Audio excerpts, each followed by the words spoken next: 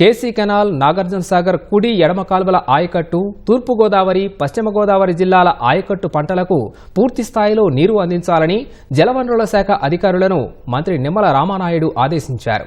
ఈ మేరకు ఆయన అధికారులతో అత్యవసర వీడియో కాన్ఫరెన్స్ నిర్వహించారు. సాగునీరు సరఫరాపై ఇబ్బందులు తలెత్తకుండా చూడాలని నంద్యాల, పల్నాడు, ప్రకాశం, కోనసీమ, పశ్చిమ గోదావరి, ఏలూరు జిల్లాల కలెక్టర్లకు స్పష్టం చేశారు. రెవెన్యూ, ఇరిగేషన్ సమన్వయం చేసుకుంటూ చివరి ఎకరం వరకు నీరు అందించాలని సూచించారు. రబీ సీజన్ ముగుస్తుండటంతో ఎస్సీ స్థాయి అధికారుల నుంచి ఈఈలు, డిఈఈలు, ఏఈల వరకు క్షేత్రస్థాయిలో సాగునీరు సక్రమంగా అందేలా చర్యలు తీసుకోవాలని ఆదేశించారు. రబీ పంటకు రానున్న 10 నుంచి 15 రోజుల్లో సాగునీరు అందించేలా యాక్షన్ ప్లాన్ రూపొందించుకోవాలని స్పష్టం చేశారు.